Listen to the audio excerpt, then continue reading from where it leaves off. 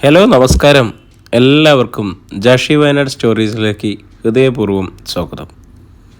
കേൾക്കൂ കേൾക്കൂ കേട്ടുകൊണ്ടേയിരിക്കൂ. ഞാനും നിങ്ങളും നമ്മുടെ കഥകളും. നമ്മളിപ്പോൾ കേട്ടുകൊണ്ടിരിക്കുന്നത് വലയം എന്ന ത്രില്ലർ നോവലാണ്.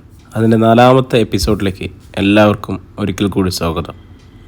ലൈക്കും കമൻറ്റും ഒക്കെ ചെയ്തിട്ട് കൂടെ ഉണ്ടാവും എന്നുള്ളൊരു വിശ്വാസത്തിൽ. അപ്പോൾ നമ്മൾ നോവലിലേക്ക് പോവുകയാണേ. ജാൻസി അറച്ചു നിന്നു. ഇത് വാങ്ങിക്കുമോളെ, നിന്റെ അമ്മയാണ് തരുന്നത്.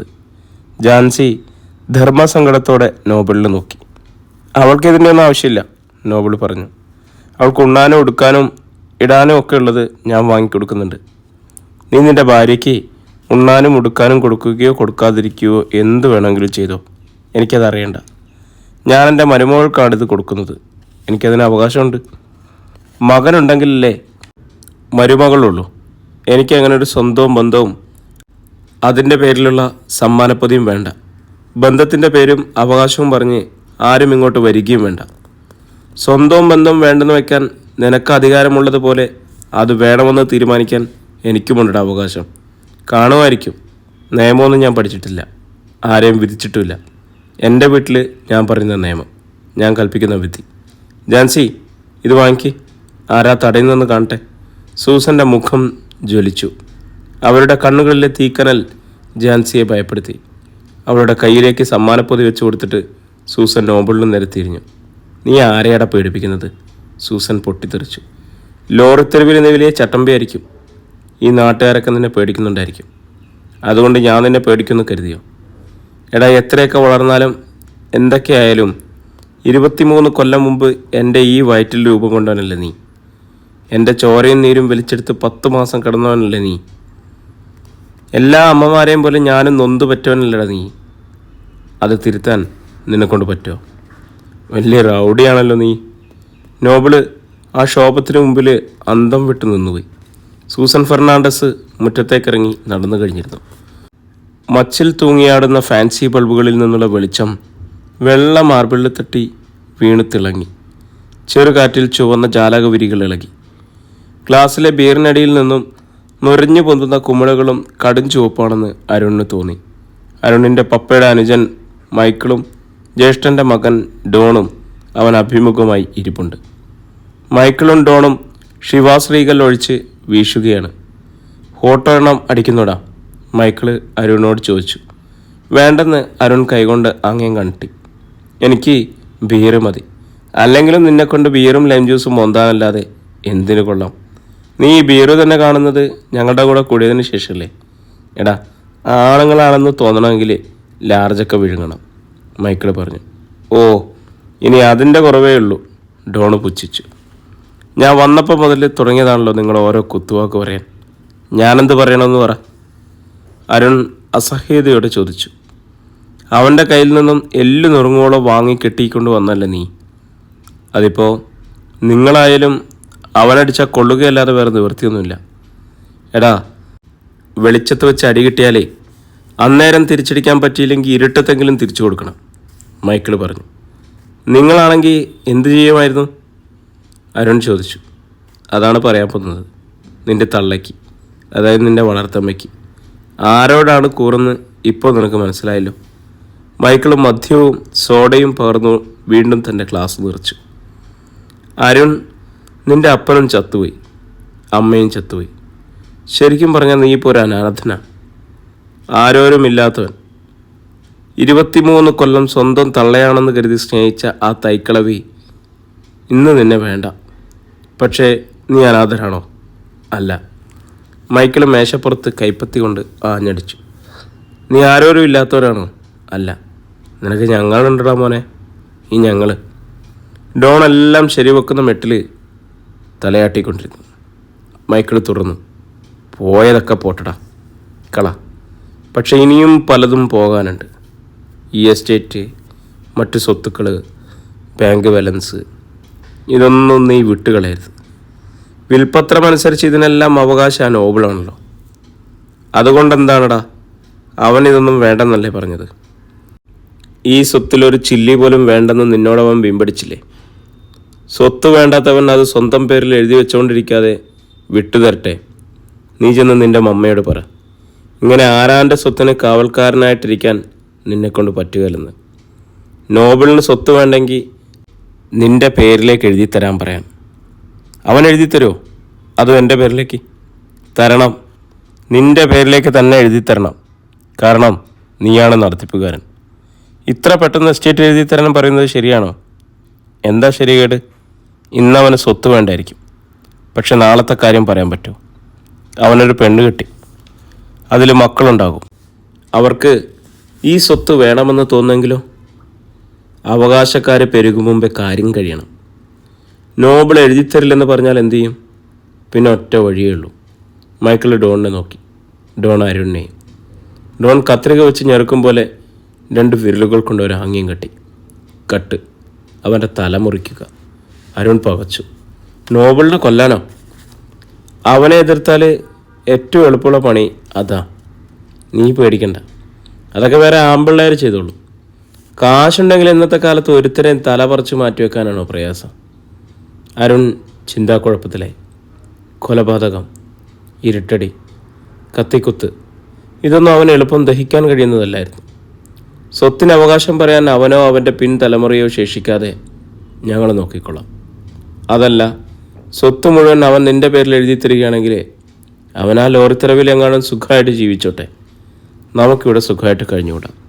നീ ഇത്രയും ചെയ്താൽ മതി. നിൻ്റെ മമ്മയെ ഈ വിവരം അറിയിക്കുക.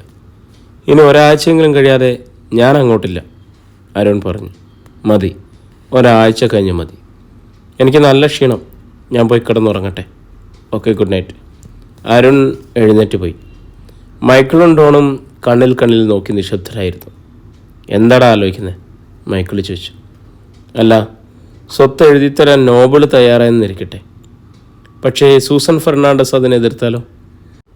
സ്വന്തം മകൻ അനുഭവിക്കേണ്ട സ്വത്ത് വല്ലവരും അനുഭവിക്കുന്നത് ഏതമ്മയ്ക്കാണ് സുഖിക്കുക? അതൊരു പ്രശ്നമാണ്. മൈക്കിളിൻ്റെ കണ്ണുകൾ കുറുകി. അധ്യായം 6. ജാൻസിക്ക് ഓർക്കാപ്പുറത്തൊരു തലകറക്കം. നോബിൾ അവളെ ആശുപത്രിയിലേക്ക് വണ്ടി വിളിച്ചു കൊണ്ടുപോകാൻ ഒരുങ്ങിയതാണ്.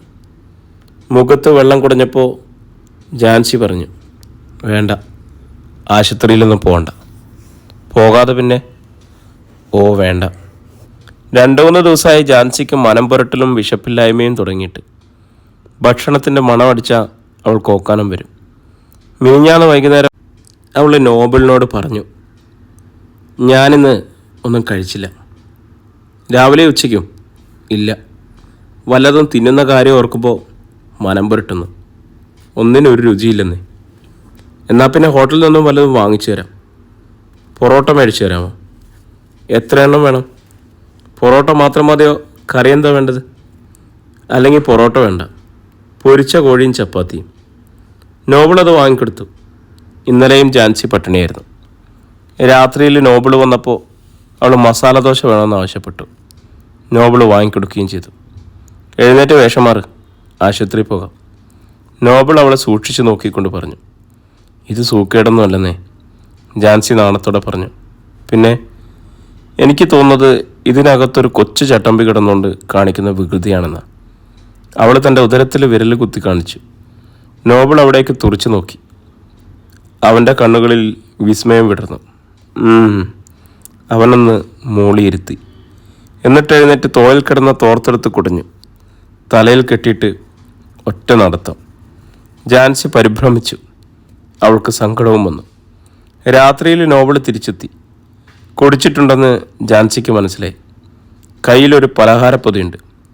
ജാൻസി ചോറുണ്ണാൻ വിളിച്ചിട്ടും ചെന്നില്ല. ഷാപ്പിൽ നിന്ന് കഴിച്ചടി. ശകലം കുടിക്കുകയും ചെയ്തു. എന്നാ ഇതങ്ങോട്ട് വെച്ചോ. പലഹാരപ്പൊതി കൊടുത്തിട്ട് നോബിള് കട്ടിലിൽ ചെന്ന് വീണു. ജാൻസി വാതിലടച്ച് കിടക്കാൻ കിടന്നു. നോബിളിനോട് ചേർന്ന് കിടക്കെ അവളൊരു വല്ലായ്മയോട് ചോദിച്ചു, ഞാൻ ഗർഭിണിയായത് ഇഷ്ടപ്പെട്ടില്ലേ എന്ന് ആര് പറഞ്ഞു? അല്ല, എനിക്കങ്ങനെ തോന്നി. തോന്നാനെന്താ കാരണം? ഞാനത് പറഞ്ഞിട്ട് ഇഷ്ടപ്പെട്ടതിൻ്റെ ലക്ഷണമൊന്നും കണ്ടില്ല. ദേ ഇപ്പോൾ വയറും നിറച്ച് കുടിച്ചുകൊണ്ടും വന്നിരിക്കുന്നു. സന്തോഷം കൊണ്ടാടി കുടിച്ചത്. ഇന്ന് ഞാൻ 2 കുപ്പി കൂടുതൽ തട്ടി. അതിൻ്റെ ഒരു ഇളക്കം കാണാനല്ലേ? ഇല്ലടി, ശിവൻകുട്ടിയെയും അച്ചൻകുഞ്ഞിനെയും ഞാൻ കഴുത്തറ്റം കള്ളുകൊണ്ട് നിറയ്ക്കുകയും ചെയ്തു. വായും മൂക്കും അടച്ചു പിടിച്ചെങ്കിൽ അവരനങ്ങുമ്പോൾ കള്ളു തുളുമ്പിപ്പോവും. അത് പറഞ്ഞ് നോബിൾ ഒറ്റച്ചിരി. ജാൻസിക്കും ചിരി വന്നു. അവരോടും പറഞ്ഞോ? ഞാൻ പറയാനോ? നന്നായി. അച്ഛൻ കുഞ്ഞും ശിവൻകുട്ടിയും എന്നെ തിരിച്ചിട്ടും മറിച്ചിട്ടും കുടഞ്ഞു നോക്കി. കമാന്നക്ഷരം എൻ്റെ വായിന്ന് വീണില്ല. അത് വേറെ കാര്യം. പറയാൻ മേലായിരുന്നു. പറയാൻ ഇങ്ങോട്ട് വരണ്ടടി. നാക്കിൻ്റെ തുമ്പ് തള്ളിപ്പിടിച്ചിരിക്കുക. വരുന്നില്ല. ചട്ടമ്പിക്ക് നാണവാ, അതാ കാര്യം. പോടി അവിടുന്ന്. ഞാനേ എളിവരെ കൈലിമുണ്ടും ചരിച്ചു കയറ്റി പൂരത്തെറിയും പറഞ്ഞുകൊണ്ട് പട്ടാപ്പകൽ ലോറിത്തെരുവിൽ കൂടെ അങ്ങോട്ടും ഇങ്ങോട്ടും നടന്നിട്ടുണ്ട്. എനിക്കാ നാണം. എന്നാൽ പിന്നെ നാക്കിൻ്റെ തുമ്പത്തുനിന്ന് വീഴാത്തത് എന്തായിരിക്കും? പശ തേച്ച് വെച്ചിരിക്കുകയായിരുന്നോ? പിന്നെ എനിക്കിപ്പോൾ നാട്ടുകാരോട് എഴുന്നള്ളിക്കാഞ്ഞിട്ട് എന്നാ സൂക്കേടാണെന്ന് അറിഞ്ഞില്ല. നാട്ടുകാർക്ക് കള്ള് മേടിച്ച് കൊടുക്കാഞ്ഞിട്ട് എന്നാ സൂക്കേടായിരുന്നു. കൊത്തല്ലേ, കണ്ടമാനം കയറി കൊത്തല്ലേ, ഇഞ്ചപ്പാറ കഴിവേടെ മോളെ. ജാൻസി നിശബ്ദയായി. കുറേ കഴിഞ്ഞപ്പോൾ നോബിൾ പിറുവെടുത്തു. വല്ല തീർച്ചയുള്ള കാര്യമാണെങ്കിൽ വേണ്ടില്ല. എനിക്ക് നല്ല തീർച്ചയാണ്, ജാൻസി പറഞ്ഞു. എന്നാ പറയടി, ആണോ പെണ്ണോ? ചട്ടമ്പിക്കാരെയാണ് വേണ്ടത്. നോബിള് ഏതാനും നിമിഷം ആലോചിച്ച് കിടന്നു. എന്നിട്ട് പറഞ്ഞു, ഒരു പെൺകുഞ്ഞിനെ ആയിരുന്നു എനിക്ക് വേണ്ടത്. എന്നാലും ആണ് മതി. എനിക്ക് വയ്യാവുന്ന കാലത്ത് വളയം പിടിക്കാൻ ഒരാൾ വേണമല്ലോ. ലോറി ഞാനങ്ങ് വിട്ടുകൊടുത്തേക്കാം. ജാൻസിയുടെ മുഖം മങ്ങി. അതൊന്നും വേണ്ട. നമ്മുടെ കുഞ്ഞിനെ കൊണ്ട് വളയം പിടിപ്പിക്കണ്ട. ചട്ടമ്പി ചെയ്ത ജോലി മക്കളും ചെയ്യണമെന്ന് ആരെയും കൽപ്പനയൊന്നുമില്ലല്ലോ. വേറെ എന്തെല്ലാം നല്ല ജോലികളുണ്ട്. ഒരു ഓഫീസിലിരുന്ന് ചെയ്യാവുന്നത്. അതിലേതെങ്കിലും മതി. നോബിൾ തിരിഞ്ഞ് അവളെ നോക്കി. എന്താടി വളയം പിടിക്കലിൻ്റെ ഒരു കുറച്ചിൽ? ഞാൻ ചെയ്യുന്ന ജോലിക്ക് എന്താ ഒരു കുറവ്? ലോറി ഡ്രൈവർമാരെല്ലാം മോശക്കാരെന്നാണെന്നോ നിൻ്റെ വിചാരം? ഒരു ഡ്രൈവറായ എന്നെ കെട്ടിയവനാക്കിയതും നിനക്ക് കുറച്ചിലായിരിക്കുമല്ലോ. അതുകൊണ്ട് പറയുന്നതല്ല. ആനക്കാരൻ്റെയും ഡ്രൈവറുടെയും ചോറ് കൊലച്ചാറാണെന്ന് അപ്പച്ചൻ പറഞ്ഞു കേട്ടിട്ടുണ്ട്. നമുക്ക് മക്കളുണ്ടായ അവരെ പഠിപ്പിക്കണ്ടേ? അവർ പഠിച്ച് മിടുക്കരായ ഇത്ര കഷ്ടപ്പാടില്ലാതെ ഇതിനേക്കാൾ വരുമാനമുള്ള ജോലിക്ക് പോട്ടെ. അല്ലാതെ വളയം പിടിക്കണമെന്ന് നിർബന്ധിക്കാൻ നമുക്ക് പറ്റുമോ? എൻ്റെ ചട്ടമ്പി മോശക്കാരനാണെന്ന് എനിക്കൊരിക്കലും തോന്നിയിട്ടില്ല. ലോകത്തെ ഏത് വലിയവൻ്റെയും ഒപ്പമാണ് ഞാൻ ചട്ടമ്പി ഇരുത്തിയിരിക്കുന്നത്. നോബിള് അവൾക്ക് അഭിമുഖമായി തിരിഞ്ഞു. അവളുടെ വയറിന് മീതെ കൈവച്ച് അനങ്ങാതെ കിടന്നു. എന്താ ആലോചിക്കുന്നത്? ജാൻസി ചോദിച്ചു. അല്ല, നിൻ്റെ ഈ ചെറിയ വയറ്റിൽ അവന് വളർന്നു വരാൻ സ്ഥലം തികയോ? അവനൊരു തടിമാടനായിരിക്കുമല്ലോ. സ്ഥലം ഇത്തിരി പോരായിക വന്നേക്കും. ചട്ടമ്പിക്ക് കുറച്ച് സ്ഥലം കൂടി എവിടുന്നെങ്കിലും സംഘടിപ്പിച്ചുകൊണ്ട് വരാൻ പറ്റുമോ? നീ എന്നെ കളിയാക്കുകയാണോടി? കൊച്ചു ചട്ടമ്പി ഉള്ള സ്ഥലത്തൊക്കെ തിങ്ങിത്തിരിങ്ങി എങ്ങനെയെങ്കിലും കഴിഞ്ഞോളൂ. വലിയ ചട്ടമ്പി അതൊന്നും ഓർത്ത് വിഷമിക്കണ്ട, അവൾ പുഞ്ചിരിയോടെ പറഞ്ഞു. അരുൺ കോണിപ്പടിക്ക് മുകളിൽ വന്നൊന്ന് നോക്കി. മമ്മ താഴെ സോഫയിലിരുന്ന് പത്രം വായിക്കുന്നത് കണ്ടു. ഷർട്ടിൻ്റെ കൈകൾ ചുരുട്ടിക്കയറ്റിക്കൊണ്ട് അവൻ കോണിപ്പടി ഇറങ്ങി താഴേക്ക് ചെന്നു. സൂസൻ്റെ നേരെ എതിർവശത്തായി ഇരിപ്പുറപ്പിച്ചു. സൂസൻ മുഖമുയർത്തി അവനെ നോക്കി. Good morning Arun. Morning. Mathai ചേട്ടൻ ചായക്കപ്പുകൾ കൊണ്ടുവന്ന് ടീപ്പോയ്മേൽ വെച്ചു. സൂസൻ പത്രം താഴെ വെച്ചിട്ട് ചായ എടുത്ത് കുടിച്ചു. അരുൺ ചായക്കപ്പെടുത്ത് സോസറിൽ വെച്ച് വെറുതെ ചുറ്റിച്ചു കൊണ്ടിരുന്നു. ഞാൻ പറഞ്ഞ കാര്യം മമ്മ ആലോചിച്ചോ? എന്തു കാര്യം? മറന്നുപോയോ? ചീനാർ എസ്റ്റേറ്റിൻ്റെ കാര്യം. അവിടെ എന്താ പ്രശ്നം? ഞാൻ പറഞ്ഞിരുന്നില്ലേ ലോറിത്തെരുവിലൊന്ന് പോകണമെന്ന്. അവിടെ മമ്മയ്ക്കൊരു മകനുണ്ടല്ലോ. ഓ, ഇപ്പം മനസ്സിലായി. അവന് മമ്മയുടെ വക യാതൊരു സ്വത്തുക്കളും വേണ്ടെന്നല്ലേ പറഞ്ഞത്? അത് ശരിയാണ്, അവന് വേണ്ട. എന്നാൽ ആ എസ്റ്റേറ്റിൻ്റെ അവകാശം എൻ്റെ പേരിൽ എഴുതിത്തരാൻ പറ. എൻ്റെ വക സ്വത്തുക്കളല്ലേ അവൻ വേണ്ടാന്ന് പറഞ്ഞുള്ളൂ. എസ്റ്റേറ്റ് എൻ്റേതല്ല. അവൻ്റെ പപ്പ അവൻ്റെ പേരിൽ എഴുതിയിട്ട് സ്വത്താണത്. അതും അവന് വേണ്ടെന്ന് പറഞ്ഞില്ലേ?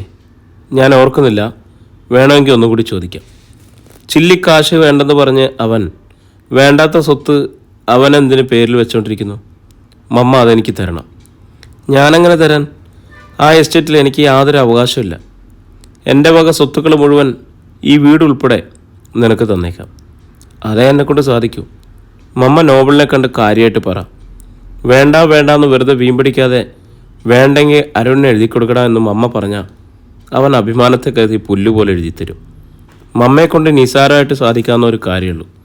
മോനെ, നിങ്ങൾ രണ്ടുപേരും ഒത്തുചേർന്ന് ഇരട്ടപ്പറ്റ സഹോദരങ്ങളെപ്പോലെ ആ എസ്റ്റേറ്റ് നടത്തിക്കൊണ്ട് പോകുന്നത് കാണാനാണ് എനിക്കിഷ്ടം. നിങ്ങൾ ഒന്നിച്ചെന്ന വലിയ നേട്ടങ്ങളുണ്ടായേനെ. സൂസൻ വിഷാദത്തോടെ പറഞ്ഞു. അതിന് അവൻ തയ്യാറില്ലല്ലോ. അവനിതൊന്നും വേണ്ടല്ലോ. നീ തയ്യാറാണോ? എന്നെ കാണാൻ അവൻ ഈ വീട്ടിൽ വന്നപ്പോൾ അപമാനിച്ചയച്ചവനല്ലേ നീ? അവനെ നിനക്ക് കണ്ടുകൂടാ. നിന്റെ കണ്ണിൽ അവൻ പോക്കിരി, അവൻ്റെ ഭാര്യ തേവിളിശി. പക്ഷേ അവൻ്റെ സ്വത്ത് വേണം താനും. നീ ഇങ്ങനെ ഒരു ദുരാഗ്രഹിയായിപ്പോയി. ഞാൻ പറഞ്ഞ പോലെ മമ്മയങ്ങ് ചെയ്താൽ മതി. എനിക്ക് ആ എസ്റ്റേറ്റ് കിട്ടണം. അതിനു വേണ്ടിയിട്ട് എന്തു ചെയ്യാനും ഞാൻ തയ്യാറാണ്. അരുണിൻ്റെ മുഖം ഇരുണ്ടു, സ്വരം മാറി. സൂസൻ അമ്പരപ്പോടെ അവനെ നോക്കിയിരുന്നു. എന്ത് കണ്ടിട്ടാ മോനെ നീ ഇങ്ങനെ കലി തുള്ളുന്നത്? നീ ആരാ? ഞാൻ തന്ന ജീവിതമല്ലേ ഉള്ളൂ നിനക്ക്? ഞാനല്ലേ ഉള്ളൂ നിനക്ക്? ദുർമോഹം ആപത്ത് വരുത്തി വെക്കുന്നുള്ളത് നീ മറക്കണ്ട. നിന്റെ മുത്തച്ഛനും നിന്റെ അമ്മാവനും ദുർമോഹം കൊണ്ടാണ് നാശം ചെന്നത്. ആരോടും അവകാശം പറയാനൊന്നും നീ വളർന്നിട്ടില്ല. നീ ഇട്ടിരിക്കുന്ന ഈ വില കൂടിയ ഉടുപ്പും, നീ വില കൂടിയ മേശമേലിരുന്ന് കഴിക്കുന്ന വില കൂടിയ ഭക്ഷണവും, നീ ഇട്ടിരിക്കുന്ന ഷൂസും, നീ സഞ്ചരിക്കുന്ന കാറും, നീ താമസിക്കുന്ന ഈ വീട് പോലും ലോറിത്തെരുവിലെ ആ തെമ്മാടിയുടെ കാരുണ്യമാണെന്ന് കരുതിക്കോ. അവൻ്റെ അവകാശം തട്ടിയെടുക്കാൻ അവൻ്റെ ചോറുണ്ട് വളർന്ന് നിനക്ക് എങ്ങനെ മനസ്സ് വരുന്നു? നിന്റെ മനസ്സ് എങ്ങനെ ഇത്ര ദുഷിച്ചതായി? സൂസൻ കിതച്ചു. മമ്മ സൂക്ഷിച്ചോ. ഇരിപ്പിടത്തിൽ നിന്നും ചാടി എഴുന്നേറ്റിട്ടവൻ ആക്രോശിച്ചു.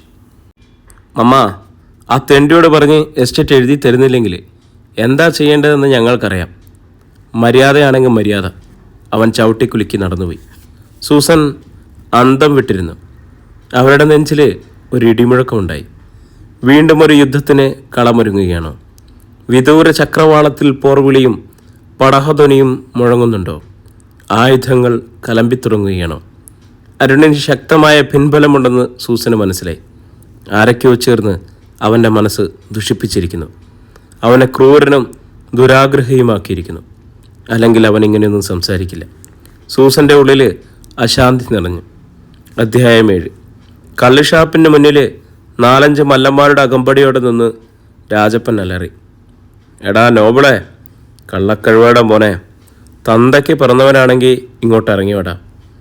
ഇരമ്പിക്കൊണ്ടിരുന്ന കള്ളുഷാപ്പ് പെട്ടെന്ന് നിശബ്ദമായി. ഓരോ കുപ്പി ഇളവൻ മോന്തിക്കൊണ്ടിരിക്കുകയായിരുന്ന നോബിളും അച്ചൻകുഞ്ഞും ഗ്ലാസ് ഡെസ്കിന്മേ വെച്ചിട്ട് കാതോർത്തു. രാജപ്പനാണല്ലോ നോബിളെ, അച്ചൻകുഞ്ഞ് ആകാംക്ഷയോടെ പറഞ്ഞു. നീയും ശിവൻകുട്ടിയും ഒതുങ്ങിയതോടെ അവൻ ഇത്തിരി ആള് കളിക്കുന്നുണ്ട്. ലോറിത്തെരുവിൽ കിടന്നിട്ട് അവൻ്റെ കൂടെ കയ്യാളായിട്ട് 5-8 പേരുണ്ട്. സംഗതി സത്യമാണ്. ലോറിക്കാരനാണ് രാജപ്പനും. ആവശ്യത്തിന് മിച്ചം തടിമെടുക്കുമുണ്ട്. ഇത്തിരി അഭ്യാസം അറിയാം. പക്ഷെ നോവലിലെയും ശിവൻകുട്ടിയുടെയും നിഴലിൽ അവൻ്റെ വീരസ്യം ഒതുങ്ങും. സംഘബലം കുറവായിരുന്നു രാജപ്പന്. നോബിൾ മര്യാദക്കാരനായി ജീവിക്കാൻ തുടങ്ങിയതോടെ രാജപ്പൻ അവിടെ രൗഡിത്തരമായി തലപൊക്കി തുടങ്ങി. നോബിൾ പിൻവാങ്ങിയതോടെ എതിരില്ലാതായ ശിവൻകുട്ടിയും വലിയ ബഹളമൊന്നുമില്ലാതെയാണ് കഴിഞ്ഞുകൂടിയിരുന്നത്. ഈ തക്കം നോക്കി രാജപ്പൻ സംഘബലം വർദ്ധിപ്പിച്ചു. നോബിളോ ശിവൻകുട്ടിയോ അതത്ര ഗൗനിച്ചുമില്ല. എടാ നോബിളെ, ഡാഷ് മോനെ, നിന്നെയാടാ വിളിക്കുന്നത്. രാജപ്പൻ്റെ ഒച്ച പിന്നെയും ഉയർന്നു. ഒച്ച വയ്ക്കരുതെന്ന് രാജപ്പനോട് ആരോ പറയുന്നത് കിട്ടും. കാര്യം എന്താണെന്ന് ചിലർ ചോദിക്കുന്നു. അവനുണ്ടല്ലോ, ആ തന്തയ്ക്ക് പിറക്കാത്തവൻ, എൻ്റെ ലോറിയുടെ ബോണറ്റ് അടിച്ച് ചുളുക്കിയിട്ട് ഒരു മര്യാദ പോലും പറയാതെ പോയിരിക്കുന്നു. അവനെ ഞാൻ വെറുതെ വിടുവോ? അച്ചൻകുഞ്ഞ് ശങ്കയോടെ നോബിളിനെ നോക്കി. നോബിൾ ഒട്ടും കൂസാതെ കുപ്പിയിൽ ബാക്കിയുണ്ടായിരുന്ന കള്ള് ഗ്ലാസ്സിലൊഴിച്ചു. എന്തുവാടാ നോബിളെ പ്രശ്നം? അച്ചൻകുഞ്ഞ് ചോദിച്ചു. ഞാൻ ലോറി പുറകോട്ടെടുത്തപ്പോൾ അവൻ്റെ ബോണറ്റിൽ അറിയാതെ ഒന്ന് മുട്ടി. രാജപ്പനെ കണ്ട് വിവരം പറയാൻ പുളുമണിയെ ഏൽപ്പിച്ചിട്ട് പോന്നതാണ് ഞാൻ. ഒറ്റ വലിക്ക് ഗ്ലാസ്സിലെ കള്ള് മോന്തിയിട്ട് പുറം കൈ കൊണ്ട് ചുണ്ടു തുറച്ച് നോബിൾ എഴുന്നേറ്റു. ഷാപ്പ് മുറ്റത്തെ പൂവരിശിൻ്റെ ചോട്ടിൽ എന്തിനും തയ്യാറായി നിൽക്കുകയാണ് രാജപ്പനും സംഘവും. രാജപ്പൻ്റെ എളിയിൽ മലപ്പുറം കത്തി. നോബിൾ രാജപ്പൻ്റെ അടുത്തേക്ക് നടന്നു. അവൻ്റെ എളിയിൽ കൊണ്ടൊരു പിച്ചാത്തി. ഷാപ്പിലുള്ളവർ കാഴ്ച കാണാൻ വെളിയിലിറങ്ങി നിന്നു. രാജപ്പൻ നോബിളിനെയാണ് ചീത്ത വിളിച്ചിരിക്കുന്നത്. അടിയും കത്തിക്കുത്തും തീർച്ച. അവൻ രണ്ടും കൽപ്പിച്ച പോക്ക് കണ്ടില്ലേ? സഹദേവൻ അച്ചൻകുഞ്ഞിൻ്റെ ചെവിയിൽ മന്ത്രിച്ചു. നോബിളെ, അച്ചൻകുഞ്ഞ് പുറകെ ചെന്നു. നോബിള് രാജപ്പൻ്റെ തൊട്ട് മുമ്പിൽ ചെന്ന് നിന്നു. കൂട്ടാളികൾ ഉണ്ടായിരുന്നിട്ടും രാജപ്പനൊന്ന് പതറി. കടാരപ്പിടിയിൽ കൈവച്ച് രാജപ്പനോട് നോബിള് പറഞ്ഞു, അതവിടെ ഇരുന്നോട്ടെ, ചൊറി ചെറുകാനെടുത്താൽ മതി. നോബിള് രാജപ്പൻ അടിമുടി ഒന്ന് നോക്കി. എന്താടാ രാജപ്പ നിൻ്റെ പ്രശ്നം? എൻ്റെ വണ്ടി നീ ഇടിച്ച് ചിളുക്കിയില്ലടാ. ആ, നിൻ്റെ വണ്ടിക്ക് എന്തോ പറ്റി? മഡ്ഗാർഡ് ചളുങ്ങി, പാർക്ക് ലൈറ്റിൻ്റെ ബൾബും ചില്ലും പൊട്ടി. അത് നന്നാക്കാൻ എന്ത് ചിലവ് വരും? രാജപ്പൻ നോബിളിനെ തുറച്ചു നോക്കി. ചോദിച്ചതിന് ഉത്തരം പറയടാ. അത് വർക്ക്ഷോപ്പിൽ ചോദിക്കണം. എന്നാൽ നീ വണ്ടി കൊണ്ടുപോയി വർക്ക്ഷോപ്പിൽ കയറ്റി നന്നാക്ക്, ചിലവ് ഞാൻ കൊടുത്തോളാം. അങ്ങനെ നീ ഉണ്ടാക്കണ്ട, എനിക്കിപ്പോൾ കിട്ടണം കാശ്. നോബിളിൻ്റെ കണ്ണ് കുറുകി, മുഖം ചുവന്നു. എത്രയാടാ പറഞ്ഞോ? 150, 200 രൂപയാവും. തെളിച്ച് പറയടാ. 175. നോബിള് പോക്കറ്റ് കൈയിട്ട് ഉണ്ടായിരുന്ന രൂപ എത്രയും കൊടുത്ത് എണ്ണി നോക്കി. എന്നിട്ട് അച്ചൻകുഞ്ഞിനെ വിളിച്ചു. അച്ചൻകുഞ്ഞേട്ടാ, ഒരു 90 രൂപ ഇങ്ങനെ. ഇതിനകം നോബിളിൻ്റെ പുറകിലെത്തി നിലയുറപ്പിച്ചിരുന്ന അച്ചൻകുഞ്ഞ് രൂപ എടുത്തു കൊടുത്തു. നോബിൾ അത് വാങ്ങി രാജപ്പനെ ഏൽപ്പിച്ചു. എണ്ണി നോക്കടാ രാജപ്പ. രാജപ്പൻ എണ്ണി. തൃപ്തിയായോ? അയാളെ തലയാട്ടി. എന്നാൽ നേരം കളയാതെ പിള്ളേരെയും വിളിച്ചുകൊണ്ട് പോ. പ്രിയരെ, നമ്മുടെ കഥ ഇവിടെ തുടരുകയാണ് കേട്ടോ. ഇതിൻ്റെ അടുത്ത ഭാഗമായിട്ട് നാളെ ഞാനെത്തും. കൂടെ നിങ്ങളും ഉണ്ടാവണം. ഒത്തിരി സ്നേഹത്തോടെ നിങ്ങളുടെ സ്വന്തം ജാഷി വയനാട്.